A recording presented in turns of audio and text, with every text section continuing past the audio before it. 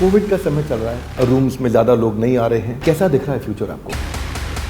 आपके जो property owners थे वो आपसे कुछ नाराज़ रहे, थोड़ा ओयो के खिलाफ भी खड़े हुए, सुना आपने कुछ एम्प्लॉयज़ को निकाला, इन्वेस्टर का बहुत प्रेशर था और आपको खर्चा घटाने के लिए कुछ लोगों को निकालना पड़ा। मोबाइल पे फ़ोटो अलग दिखती है और अंदर रूम अलग होता है। नमस्कार, मैं Vivek Bindra, founder and CEO बढ़ाbusiness.com। एक्साइटेड हूँ, आप भी एक्साइटेड हो जाइए, एनर्जी बढ़ा लीजिए। इतनी छोटी उम्र के अरबपति बिलियनियर आपको मिलवाने जा रहे हैं। I think first decacorn of our country, $10 billion से ज़्यादा का वैल्यूएशन रहा। OYO rooms founder and CEO mister Ritesh Agarwal, आपकी इच्छा थी, बहुत समय से मिलने की इच्छा थी। अभी आज पूछेंगे बहुत सारे प्रश्न। 10 लाख से ज़्यादा रूम्स हो गए, फुटप्रिंट्स 80 से ज़्यादा देशों में, लगभग 100 देशों के नज़दीक पहुंच चुके हैं। आपको जान के अच्छा लगेगा, 6000 करोड़ का टॉप लाइन रहा है, 450 सिटीज़ केवल इंडिया के अंदर रही हैं। रितेश अग्रवाल जी उड़ीसा से आते हैं, कॉलेज के ड्रॉप आउट, 12th पास करके सीधा बिजनेस के अंदर बाद में गए, दुनिया भर में घूमे और आज देखते ही देखते फास्टेस्ट एक्सपैंडिंग होटल चेन माना जा सकता है। आज दुनिया में बहुत नाम किया है ओयो ने। स्वागत है आपका रितेश जी। बहुत बहुत धन्यवाद Bindra ji, thank you so much for having me. आपके लिसनर्स हमारे देश के बहुत ही प्रगतिशील यंग एंटरप्रेन्योर्स हैं, मुझे उनसे बात करने में बहुत खुशी हो रही है आज। बहुत बहुत धन्यवाद मुझे यहाँ पे बुलाने के लिए। थैंक यू रितेश भाई आने के लिए। My first question is, Covid का समय चल रहा है, इंडस्ट्री इस समय डाउनटाउन पे दिख रही है, खासतौर से आपकी इंडस्ट्री, और आप इतना ज़्यादा एक्सपैंड कर चुके थे और इस समय आपके होटल्स की ऑक्यूपेंसी भी कम होगी, रूम्स में ज़्यादा लोग नहीं आ रहे हैं और इंडिया में बहुत ज़्यादा बढ़ा है ये। कैसा दिख रहा है फ्यूचर आपको? बिल्कुल, सबसे पहले तो कोविड जो है सारी इंडस्ट्रीज़ के लिए बहुत मुश्किल का वक्त लेकर के आई है, पर ख़ास तौर से हॉस्पिटैलिटी इंडस्ट्री। अगर मैं सोचूं तो मुझे लगता है कि शायद एविएशन और मूवी थिएटर्स ही वो बिजनेसेस हैं जो कि हमारे बिजनेस से भी ज़्यादा इम्पैक्टेड है। मेरा मानना है 3 इंपॉर्टेंट चीज़ें। सबसे पहले तो आज इंडस्ट्री में जो मुश्किल आई है ये कुछ समय और तक रहेगी, और जिस तरीके से हॉस्पिटैलिटी पहले देखी जाती थी वो आगे चल कर के बहुत तेज़ी से बदल जाएगी। जो मेरा दूसरा मानना है कि कंज्यूमर की प्रेफरेंसेस बहुत तेज़ी से चेंज हो रहे हैं। हम लोग बहुत समय से कंज्यूमर्स की सर्वे करते आए कि आपको क्या पसंद है, क्या नापसंद है, एट्सेट्रा। पहले शायद health and safety 5th 6th point में आता था। आज मैं आपको कह रहा हूँ कि दुनिया भर में हेल्थ एंड सेफ्टी हर जगह में या तो नंबर 1 पे है, और कहीं पे किसी देश में अगर कुछ कल्चरल रिक्वायरमेंट है तो नंबर 2 में है। तो sanitisation and quality of service एक बहुत क्रिटिकल रिक्वायरमेंट है जिसके ऊपर हम भी बहुत काम कर रहे हैं और सारी इंडस्ट्री भी बहुत काम कर रही है। और जो मेरा तीसरा मानना है इज़ दैट इस समय में हर इंडस्ट्री के लीडर को टेक्नोलॉजी को अपनी बिजनेस के अंदर में इंप्लीमेंट करना ही पड़ेगा। आपने देखा हो, कई बार आप होटल जाएंगे तो आप देखेंगे 10 लोग 15 लोग हर लॉबी में आपको नज़र आते होंगे, और कई बार आपने सोची भी होगी कि क्या इतने लोगों की एफिशिएंसी की रिक्वायरमेंट्स है क्या। आज कोविड हमारी इंडस्ट्री को फोर्स कर रहा है ज़्यादा ऑप्टिमली ऑपरेट करने के लिए। बहुत सुंदर। तो मेरे ख्याल है अनऑर्गेनाइज्ड इंडस्ट्री से लोग ऑर्गेनाइज्ड अफोर्डेबल में प्रॉपर्टी में आके रहना चाहेंगे, जहां उनको लगता है कि सैनिटाइजेशन अच्छा रहेगा।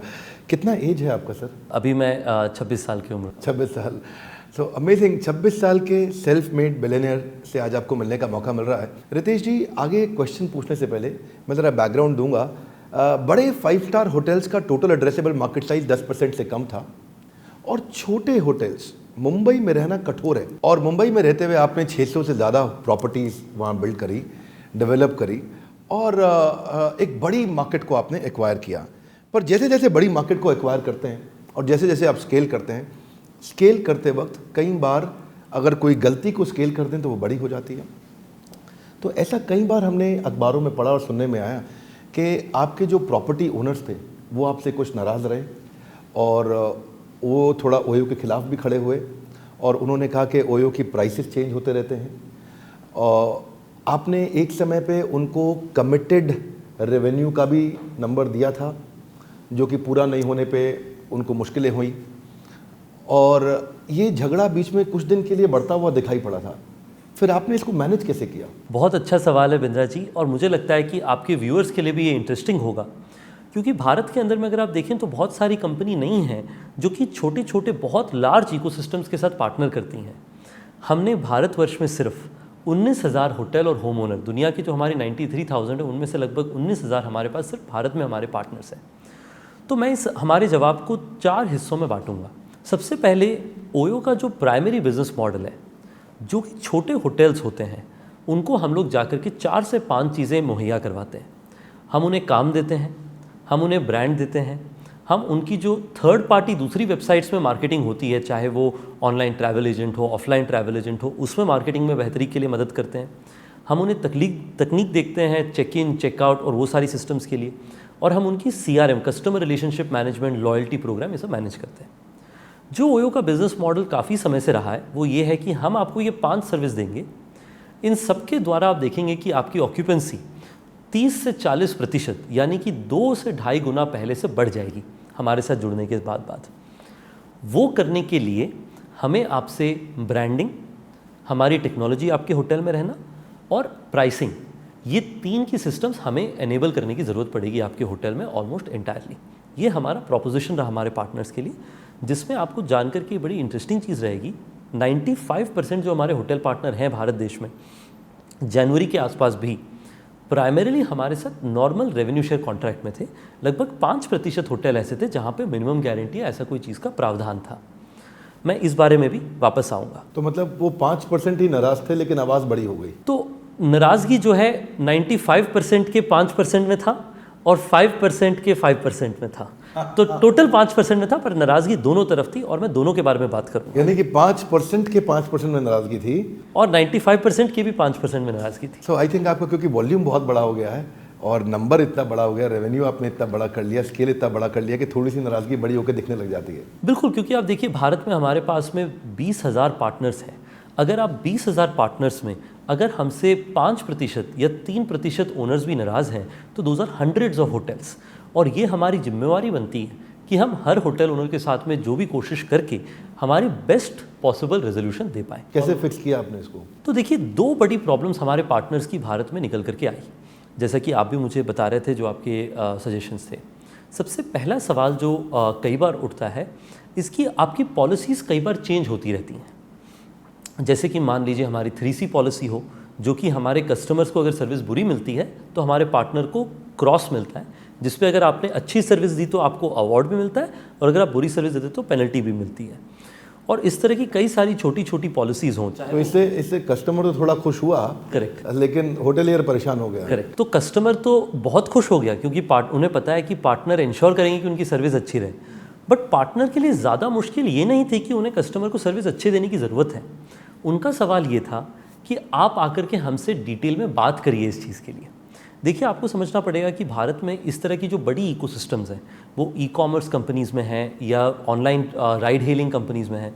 वहाँ पे जो है जब भी उनको पॉलिसी चेंज करनी होती है, मान लीजिए कोई ई-कॉमर्स कंपनी कहना चाहती है कि अगर आप डिलीवरी की डेट 2 दिन ज़्यादा करेंगे या फिर काउंटरफीट गुड्स होगी तो आपके ऊपर फ़ाइन लगेगा, और अगर टाइम पर डिलीवर करेंगे तो आपको बेनिफिट मिलेगा।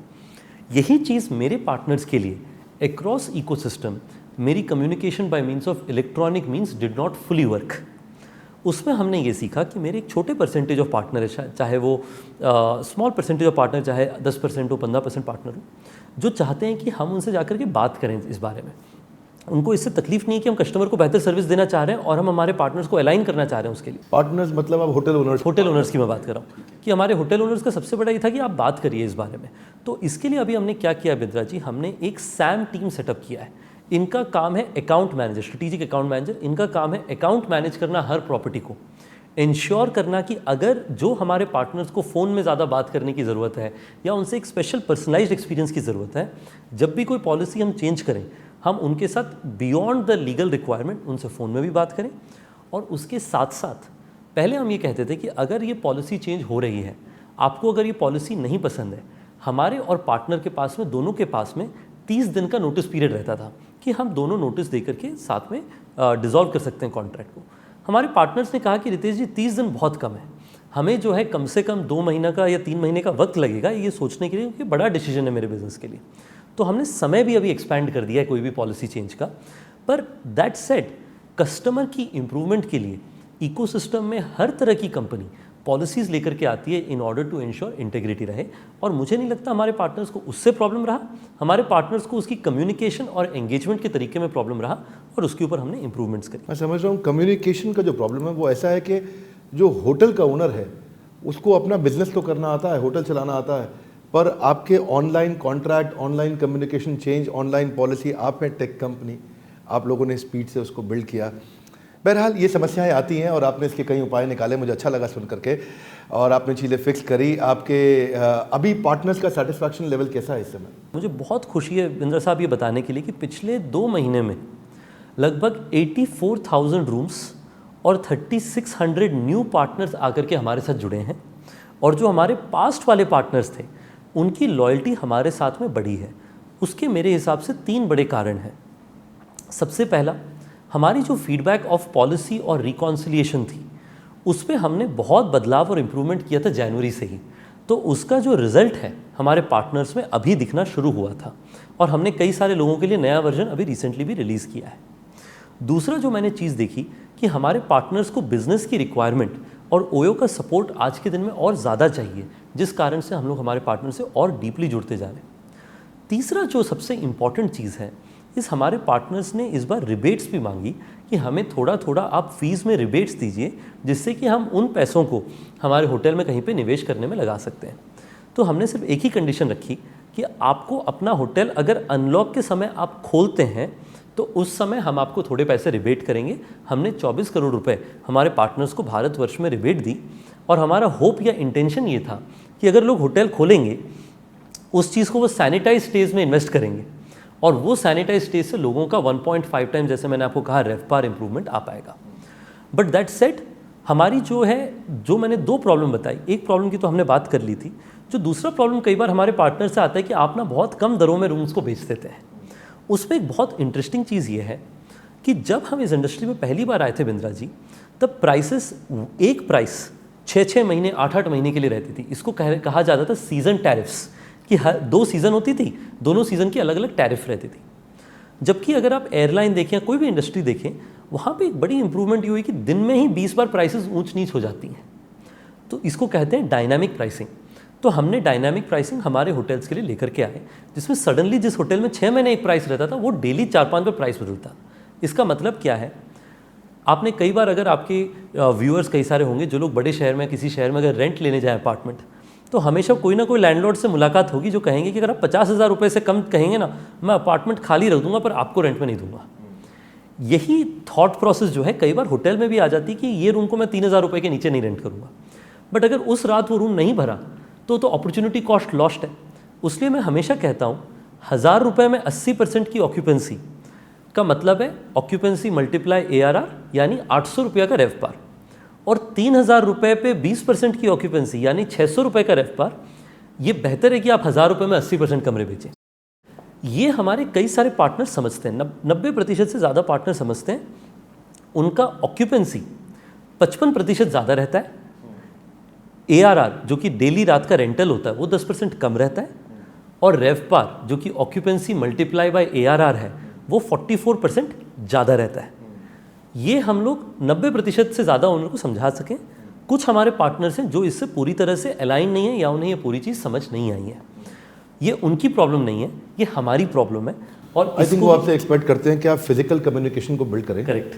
और आपके यहाँ जो होटल एक्वायर करने जाता है, जो सेल्स का आदमी है, वो अगर सर्विस का रोल भी अगर वही निभा सके, क्योंकि बाद में मुझे लगता है कि ऑपरेशंस की टीम आपकी अलग होती होगी और होटल एक्विजिशन की टीम अलग होती होगी। बहरहाल मैं इन सब के कारण कभी कभार कस्टमर को भी नुकसान हुआ है। बिल्कुल। और कस्टमर को नुकसान ऐसे हुआ है कि अगर प्रॉपर्टी का रेट उस दिन थोड़ा आपने कम दिखाया और होटल प्रॉपर्टी ओनर ने किसी और को ले लिया और इसकी बुकिंग कैंसिल कर दी, तो कस्टमर को वापस जाना पड़ता है। बिल्कुल। और तब कस्टमर का एक्सपीरियंस खराब होता है। तो कस्टमर के लिए हमारे लिए बहुत क्रिटिकल है ये समझना कि हमारे भारतवर्ष में ओयो का कस्टमर कौन है और किस मात्रा में आता है। ओयो की भारतवर्ष में मिलियंस ऑफ नंबर्स पे कस्टमर्स हमारे साथ में जुड़े हुए हैं, जो कि चाहे बिजनेस पीपल हैं, लेजर ट्रैवलर हैं, इंडिविजुअल्स हैं, मिलेनियल्स हैं, हर तरह के लोग ओयो के साथ में रहते हैं। उनका choice of OYO is due to 4 to 5 reasons. उनको रिलायबल सर्विस मिलनी चाहिए, अच्छा दाम मिलना चाहिए, लोकेशन अच्छी मिलनी चाहिए, ईजी बुकिंग एक्सपीरियंस होना चाहिए, और खुदा ना खास्ता अगर कोई प्रॉब्लम हो गया तो फिर ओयो उनके पास मौजूद होना चाहिए कि हम उन्हें हेल्प करें। इसमें पिछले साल मुझे बताते हुए बड़ी खुशी है कि भारत में 92% कस्टमर हमारे जो हैं वर्ड ऑफ माउथ या रिपीट से होकर के आए। पर इसी में हालांकि कंज्यूमर को रिलायबिलिटी, दाम, यूबिक्विटी, अवेलेबिलिटी सब कुछ अच्छा लगा, दो इम्पॉर्टेंट इंप्रूवमेंट एरियाज़ रही। उसमें एक जो सबसे इंपॉर्टेंट चीज़ रही जो आप कह रहे हैं इज़ दैट कस्टमर अगर किसी रिसेप्शन में पहुंचा और अगर हमने कभी कोई बहुत कम दाम दे दी और कस्टमर और रिसेप्शनिस्ट की एग्रीमेंट नहीं हो पाई और कस्टमर को अगर किसी और होटल में मूव करना पड़ा नियर बाय, चाहे वो ओयो के द्वारा ही क्यों ना हो, उसमें तकलीफ आती है। इसके अंदर में बहुत ज़रूरी है ये इंश्योर करना हमारे लिए कि हर कस्टमर जो ओयो में आता है उसको इमीडिएटली इंस्टेंट चेक इन मिले। तो मेरे लिए यही नहीं कि कस्टमर को चेक इन मिले, कस्टमर को बिना वेट करे चेक इन मिले, बहुत इंपॉर्टेंट रिस्पॉन्सिबिलिटी है। इसके लिए हमने 3 इंपॉर्टेंट चीज़ें करी हैं।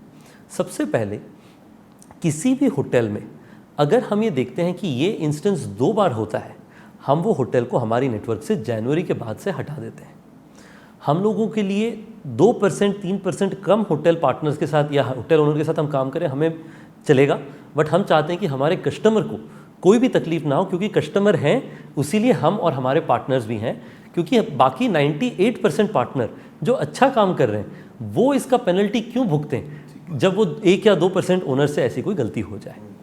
दूसरा, ये मेरे लिए बहुत इंपॉर्टेंट क्राइटेरिया जिसके कारण मेरे जितने सीईओज़ हैं दुनिया भर में, हमारे टोटल 5 की सीईओज़ हैं जो India, south east Asia, Europe, US, LATAM, इस तरह की अलग अलग ज्योग्राफी चलाते हैं।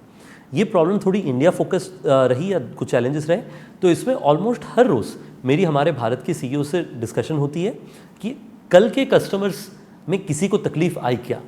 उससे जो है सारी कंपनी में एक ये मोड बन गया है कि इंश्योर करना हर कस्टमर का instant check in and best quality service हम एनेबल कर पाएँ। और तीसरा जो सबसे इम्पॉर्टेंट है, हमने ट्रांसपेरेंसी शुरू करी है, जहाँ पे आप हमारे होटल के साथ में बहुत जल्दी देख पाएंगे कि चेक इन स्कोर क्या है।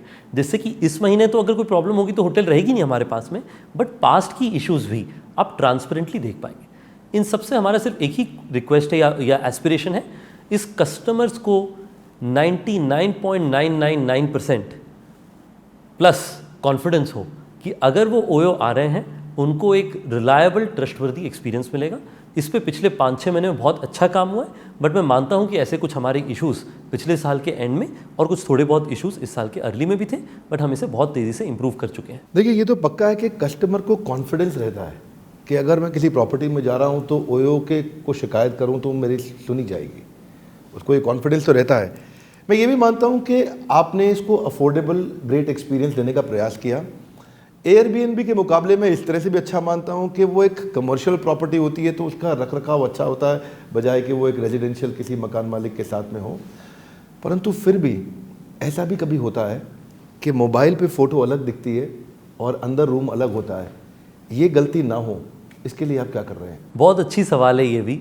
मैं आपको बताता हूँ, अगर आप कभी भी नॉर्थ ईस्ट में कुछ जगहों में जाएं तो वहाँ पे आप देखेंगे कि हमेशा रिसेप्शनिस्ट जो है वो कहते हैं कि आपको माउंट व्यू मिलेगा। और हमेशा जब कस्टमर रूम में पहुँचते हैं, ये ओयो की बात नहीं कह रहा हूँ, मैं ऐसे जनरल होटल इंडस्ट्री की बात कह रहा हूँ, उन्हें माउंट व्यू नहीं नज़र आता है, तब उन्हें बोला जाता है कि आप ना उस एंगल से देखिए तो थोड़ी बहुत माउंटेन नज़र आएगी। तो ओयो में हमने ये बहुत पहले से प्रॉब्लम समझी। तो सबसे पहले तो ओयो के अंदर में ये इश्यूज़ कभी कभी अगर आती हैं तो क्यों आती हैं ये भी समझना ज़रूरी है। इसके प्राइमरीली 2 कारण होते हैं। सबसे पहला कारण ये होता है, फ़ोटोज़ तो अगर होटल में 50 कमरे हैं, 2 से 3 कमरों की होती है, पर एक होटल में 2 कैटेगरी ऑफ रूम होती है और 2 व्यू होती है। तो कई बार अगर कस्टमर ने कैटेगरी अलग बुक करी और रूम का फ़ोटो दूसरी कैटेगरी का था, वहाँ पे ये इशू आती है। या फिर व्यू का इशू आता है कि अगर आपकी कोई व्यू की एस्पिरेशन थी तो क्या डिफरेंस है। व्यू वाला प्रॉब्लम तो हमने पिछले 2-3 साल से सॉल्व कर दिया बिंद्रा जी, कि अगर आप ओयो का होटल का पिक्चर देखें तो उसमें आपको अलग अलग नज़र आएगा कि कौन सा व्यू कौन से रूम के साथ कनेक्टेड है।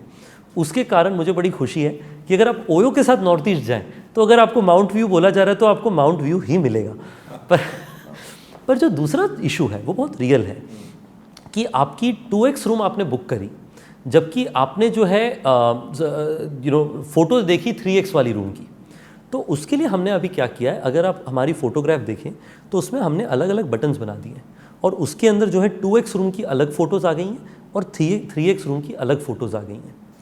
और उसके साथ साथ हमारी फोटोग्राफी सिस्टम्स में भी हमने कहा है कि आप ज़्यादा नेचुरल लाइट से ही आप एक्सपेक्टेशन रखिए रादर देन आर्टिफिशियल लाइट, जिससे कि ज़्यादा नेचुरल लगे जगह। सुंदर, बहुत अच्छा लग रहा है। और भारत का एंटरप्रेन्योर आपसे बहुत इंस्पायर्ड है और भारत का एंटरप्रेन्योर भी आपसे बहुत इंस्पायर्ड है।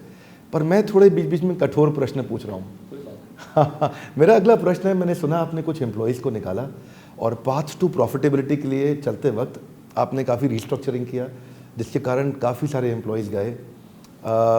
उसके विषय में हम जानना चाहते हैं, समझना चाहते हैं उसका क्या कारण रहा। हाँ, तो ये बड़ा इम्पॉर्टेंट सवाल है। सबसे पहले तो हमारे बिज़नेस के अंदर में शायद वो डिसीजन हमारे लिए सबसे मुश्किल डिसीजन रहा है हमारी हिस्ट्री के अंदर में। इसके अंदर में मैं आपको बताना चाहता हूँ इसका कारण क्या रहा। इसका प्राइमरी कारण ये रहा दो चीज़ों का। सबसे पहले, जैसे ओयो ग्लोबली एक्सपैंड हुआ, हमने ये देखी कि हमारे 2 से 3 की ऑर्गेनाइजेशंस हैं जिनका रिस्पॉन्सिबिलिटीज़ अगर हम लोग 2 से 3 साल आगे देखते तो वो ऑपरेटिंग एफिशिएंसी और टेक्नोलॉजी के द्वारा वो सारी सर्विसेज प्रोवाइड की जा सकती थी। जैसे कि मान लीजिए जो हमारी टीम्स हमारे पार्टनर्स को सर्व करते हैं, उनका लार्ज पार्ट ऑफ काम वो आजकल सिस्टम्स और प्रोसेसेस के द्वारा करने लग गए rather than people required to do it. और दूसरा जो इम्पॉर्टेंट चीज़ रही कि एज ओयो ग्रू ग्लोबली, हमने हर देशों में सेम जॉब्स को रेप्लिकेट कर दिया और हमें वो कंसोलिडेट करने की ज़रूरत पड़ी।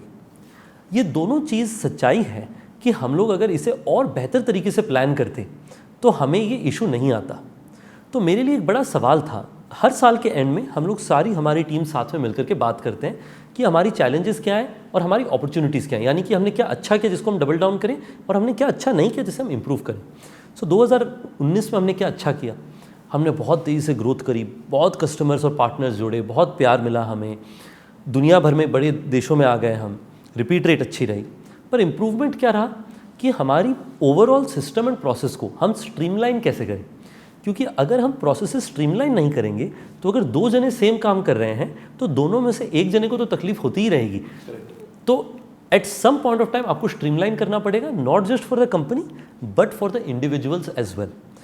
इस कारण से हमें अनफॉर्चुनेट डिसीजन ऑफ रिस्ट्रक्चरिंग लेना पड़ा। देखिए, ये आपने 2 कारण मोटे मोटे बताए अभी कि आपको क्यों कुछ लोगों को निकालना पड़ा, पर कहीं इसका तीसरा कारण तो नहीं था कि प्रॉफिटेबिलिटी में इशू आ रहा था और इन्वेस्टर का बहुत प्रेशर था और आपको ऑर्गेनाइजेशन को जल्दी प्रॉफिटेबल बनाना था, तो खर्चा घटाने के लिए कुछ लोगों को निकालना पड़ा? देखिए, हमारे बिजनेस में बिंद्रा जी सबसे पहले तो 2-3 इंपॉर्टेंट चीज़ें हैं। सबसे पहले हमारी company is run and managed by me and my management. हमारे शेयर होल्डर्स बहुत वैल्यूएबल हैं, पर दैट सेड हमारी कंपनी की हमारी लीडरशिप जिम्मेवार है कि हम लोग हमारे कंपनी में अगर अच्छा करें तो हम जिम्मेवार हैं, और अगर कुछ बुरा होता है, कई बार एंटरप्रेन्योर्स कहते हैं कि ये तो इन्वेस्टर के कारण हुआ। मैं आपको ये चीज़ कहना चाहता हूँ कि अगर कोई मुश्किल भी आएगी हमारी कंपनी में, उसकी भी जिम्मेवारी मैं ही लूँगा, और अगर कोई चीज़ अच्छी होगी तो मेरे लोगों को उसकी क्रेडिट मिलनी चाहिए। ये बहुत क्रिटिकल चीज़ है, मैं क्लैरिफाई करना चाहता हूँ। जो बात रही पाथ टू प्रॉफिटेबिलिटी की, हमारी कंपनी पिछले 3 से 4 साल से हम इन्वेस्ट करते आए हैं और हमारा एस्पिरेशन फ्यूचर में भी इन्वेस्ट करने का रहा है। तो अगर कोई भी चीज़ का स्ट्रक्चरल बिजनेस रिक्वायरमेंट से लिंकेज ठीक नहीं है तो उसका डिसीजन हम लोग लेने को तैयार हैं। बट अगर कहीं पे भी हमें लगता है कि लॉन्ग टर्म इन्वेस्टमेंट के लिए कोई इन्वेस्टमेंट सही है, unless required for as a business, हम लोग का कोशिश रहता है कि हम वो लॉन्गर टर्म इन्वेस्टमेंट करते रहें। तो वो आपको लगता है इन्वेस्टर का प्रेशर नहीं है और वो बिजनेस की रिक्वायरमेंट थी? हाँ, मेरे हिसाब से अगर इन्वेस्टर का प्रेशर होता तो फिर वो डिसीजंस इन्वेस्टर्स के होते, और मैं कहता कि ये इन्वेस्टर्स ने डिसाइड किया, मैंने तो एग्जीक्यूट किया। इतनी छोटी उम्र में, 26 साल की उम्र में आपने इतना लैंडमार्क अचीवमेंट क्रिएट किया है, और मैं खुद जा कर के अपने जिन दिनों आपने ओयो शुरू किया था उन्हीं दिनों मैं भी, कभी मैंने आपको बताया नहीं पर्सनल लेवल पे कि मैं भी ओयो में जाके रहा, और मुझे जाके महसूस हुआ कि वास्तव में आप जो कहते हैं कि ग्रेट कंज्यूमर एक्सपीरियंस, मैंने उसको महसूस भी किया है। और मुझे लगता है क्योंकि इस प्राइस पे स्टैंडर्डाइज सर्विसेज अवेलेबल नहीं थी और वो आपने अवेलेबल करके एक बड़ा ब्रेक थ्रू अचीवमेंट क्रिएट किया है। पर मेरा एक और प्रश्न है आपसे यहाँ, वो प्रश्न ये है कि कोविड के बाद अब बिजनेस का एक्सपेंशन और या बिजनेस को मेंटेन करना कठिन होने वाला है, और आप एक्सपेंशन काफ़ी कर चुके हैं। तो उसमें 2 प्रश्न हैं। मेरा पहला प्रश्न है, आपने ये मल्टीपल बिजनेसेस में क्यों एक्सपैंड किया? ओयो होम में गए, ओयो टाउन हॉल, ओयो आपका को working space, OYO I think about 8-9 businesses में आपने एक्सपैंड किया, तो क्या वो सही डिसीजन थे, क्या उनकी ज़रूरत थी, और अगर आपने कर लिया तो अब उसका कितना नुकसान हो रहा है या कितना फ़ायदा हो रहा है? इसके अंदर स्पेसिफिकली जो हमारी बिजनेस की थिंकिंग थी वो बहुत स्ट्रेट फॉरवर्ड थी। दो तरीके से इसे सोचा जा सकता है। सबसे पहले, आप जिस भी छोटे शहर से अगर हैं तो वहाँ पे अगर आप सोचिए तो आपके शहर में जो भी एक बड़ा होटल होगा वहाँ पे आप देखेंगे एक बिजनेस सेंटर होगा, एक रेस्टोरेंट होगा, एक बैंक्वेट हॉल होगा जहाँ शादियाँ हो रही होंगी। यही सब चीज़ों के लिए मैंने ब्रांड नेम अलग अलग दे दिए, बट इन्हें अलग अलग बिजनेस की तरह सोचा गया, क्योंकि मेरा बिजनेस सेंटर बन गया ओयो वर्क स्पेस, हमारी बैंक्वेट हॉल बन गई वेडिंग्स, हमारी क्लाउड किचन्स बन गई रेस्टोरेंट्स जो उस होटल की होती हैं। तो हमने, क्योंकि हम छोटे होटल थे, हमें ये सारी सर्विसेज को लिमिटेड नंबर ऑफ होटल्स में हम प्रोवाइड कर रहे थे। तो ये हमारा थॉट प्रोसेस था हमारे कस्टमर्स को सर्विस ला के देने के लिए, कि हमारे होटल में जो ग्राहक आएंगे उनको भी हम ये सारी सर्विसेज मुहैया करवा पाएंगे, इवन दो हमारा कोर बिजनेस एकोमोडेशन का ही रहेगा, short medium long term accommodation और उसके अराउंड की सारी सर्विसेज।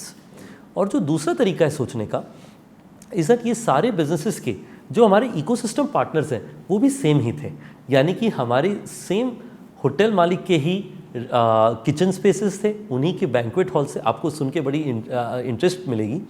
पिछले साल वेडिंग्स ने 56,000 शादियां भारत में करवाई थी। मेरे हिसाब से कोविड के बाद में 3 मेरी इंपॉर्टेंट प्रायोरिटी है। सबसे पहला, पिछले 3 से 4 महीने में जितने हमने हमारे कस्टमर से बात करी, जितने पार्टनर्स से बात करी, जितने हमारे टीम मेंबर से बात करी, और उसमें हम जो इम्प्रूवमेंट्स लेके आ रहे हैं, मुझे लगता है कि वो टेक्नोलॉजी की इन्वेस्टमेंट्स हमारे लिए बहुत सालों आगे तक वैल्यू क्रिएट करेंगी। अगर आप देखें, जब भी क्राइसिस आती है दुनिया भर में, सबसे बेस्ट कंपनीज जो होती हैं वो अपनी टेक्नोलॉजी, अपनी सिस्टम्स को बेहतर करते हैं। हमारे एक मित्र हैं, वो कह रहे थे, when the seas have storms the fisherman comes and repairs the net, तो we are repairing our net. Beautiful, beautiful, क्या बात कही, वेरी इंस्पायरिंग। हाँ, जब समुद्र में तूफान आता है तो मछुआरा उस समय अपने जाल को रिपेयर, उसको ठीक और उसको और मजबूत कर रहा होता है, और आपने बताया जब दुनिया में डाउन टर्न आता है तो उस समय अपनी टेक्नोलॉजी, इंटरनल कैपेबिलिटीज़ को और मजबूत करने का समय आता है। आपकी लाइफ में सबसे अच्छा कॉम्प्लीमेंट क्या मिला आपको? कि हमने एक इंडिविजुअल जो जिनके पास में कोई भी अपॉर्चुनिटीज़ नहीं थी, उनको पहले कॉल सेंटर का जॉब दिलवाया, और उसके बाद में आज वो 12 होटल अपने आप के चलाते हैं। मुझे बहुत प्राइड है उनसे। आपका कोई एम्प्लॉय, कॉल सेंटर का एम्प्लॉय आज 12 होटल चला रहे हैं, बहुत सुंदर। आपकी लाइफ की सबसे बड़ी एक गलती जो आप दोहराना नहीं चाहेंगे? मेरे हिसाब से जो मुझे लगता है कि ओयो का एस्पिरेशन था, मेरे दिमाग में 2012 से था, और मुझे लगता है कि मैंने लेट शुरुआत करी। If I go back I would have started sooner. Amazing, you are just too inspiring. एक बुक जो आपको सबसे ज़्यादा पसंद आई, आप किसी को रेकमेंड करना चाहेंगे? मैं आपको 2 चीज़ें बताऊंगा, एक डॉक्यूमेंट्री और एक बुक। मेरे लिए जो डॉक्यूमेंट्री एक बहुत ही एक्चुअली 2 कहूँगा मैं, एक डॉक्यूमेंट्री और एक मूवी। मेरे हिसाब से जो एक डॉक्यूमेंट्री मुझे बहुत पसंद आई है, ये है the man who built America. ये बताती है कि अमेरिका कैसे एक सिविल वॉर में टूटा हुआ देश था। उस समय वहाँ के 4 बड़े एंटरप्रेन्योर्स ने अपने दमखम से, अमेरिका इतना वेल्दी भी नहीं था, उनके पास इतने रिसोर्स भी नहीं थे, 4 एंटरप्रेन्योर्स ने इतना मेहनत किया और इतनी मुश्किलें सही, जिससे उन्होंने यूएस में इतना वेल्थ क्रिएट किया कि यूएस दुनिया में सुपर पावर बन के निकला। तो जब लोग कहते हैं कि कंट्री सुपर पावर कैसे होती हैं, मैं हमेशा कहता हूँ कि एंटरप्रेन्योर्स का उसमें योगदान बहुत सिग्निफिकेंट होता है। तो मेरा मानना यह है कि मुश्किल के वक्त में कंट्रीज़ के पास अपॉर्चुनिटी होती है मार्केट लीडर बनने के लिए। मेरा भरोसा है कि भारत का जो आत्मनिर्भर भारत की तरफ का जो मॉड्यूल है उस, या फिर जो एस्पिरेशन या कॉल है, मुझे लगता है कि वो भारत के लिए अपॉर्चुनिटी है वहाँ तक जाने के लिए। जो मैं किताब बताऊँगा इसके अंदर में एक है जो इलॉन मस्क की बायोग्राफी है, जो मुझे बहुत हमेशा इंस्पायर करती है, और उसके साथ साथ एक कस्टमर सर्विस के ऊपर किताब है जो कि टोनी शे, ज़ैपोस के फाउंडर ने लिखी है, जो कि मुझे बहुत इंटरेस्टिंग लगती है। भारत के अभी आने वाले यंग स्टार्टअप्स को, एंटरप्रेन्योर्स को आप क्या एडवाइस देंगे? मुझे लगता है सिर्फ एक ही एडवाइस दूंगा मैं, कि हमेशा आप जब किसी टनल के अंदर हैं और आप खोदते जा रहे हैं और आपको लग रहा है अंधेरा ही अंधेरा है, याद रखिए कि हमेशा दूसरी तरफ लाइट एक समय ना एक समय आएगा। तो मेरा हमेशा कॉन्फिडेंस ये रहा है, there is always light at the end of the tunnel. मुझे लगता है कई बार एंटरप्रेन्योर्स बहुत जल्दी गिव अप कर देते हैं। मैं चाहूँगा कि एंटरप्रेन्योर्स लगे रहें, और अगर वो मेहनत करते रहेंगे, मुझे कॉन्फिडेंस है कि दूसरी तरफ सनलाइट ज़रूर आएगा। और यही मैंने अपने आप के से देखा। मैं जब पहले कोशिश कर रहा था बड़े सालों तक, 2 3 4 सालों तक नई नई चीज़ें कोशिश कर रहा था, कभी कोई बिज़नेस चलती नहीं, और अगर चलती तो उसमें स्केल नहीं आ रहा था, लोग सपोर्ट नहीं करते थे, पर मेरे अंदर एक वो कॉन्फिडेंस था कि मैं जो काम कर रहा हूँ इसमें कोई ना कोई इम्पैक्ट लॉन्ग टर्म में आएगा। मुझे लगता है कि लोगों के अंदर अगर ये कॉन्फिडेंस हो और अगर वो लगे रहें, there is always light at the end of the tunnel. OYO हमारे भारत का एक ब्रांड है, हमारे देश का एक ब्रांड है, और देश के एक यंग एंटरप्रेन्योर ने आज एक $10 बिलियन यानी 75,000 करोड़ की कंपनी बनाई है, पूरे विश्व में लेके गए हैं। मुझको नाज है, मुझे गर्व है। आपको कैसा लगा रितेश जी से मिलके, नीचे कमेंट बॉक्स में बताइए मुझको। अगर आपको अच्छा लगा हो एक यंग एंटरप्रेन्योर की ये स्टोरी, जिसको आपको पूरे आसपास अपने सोचिए किस किस को आप शेयर करना चाहेंगे, ज़रूर इस वीडियो को फैलाइए। I think this will be a great inspiration for other people to know about him also. अगर अच्छा लगा हो वीडियो, लाइक करके उत्साह बढ़ाइए, सब्सक्राइब करिए, बेल आइकन को हिट करिए। हमारे साथ जुड़े रहने के लिए, हर बार वापस आके वीडियोस को देखने के लिए, वर्ल्ड का नंबर 1 एंटरप्रेन्योरशिप यूट्यूब चैनल बनाने के लिए आपका हृदय की गहराइयों से प्रेम पूर्वक बहुत बहुत धन्यवाद। रितेश जी विशेष धन्यवाद। बहुत बहुत धन्यवाद।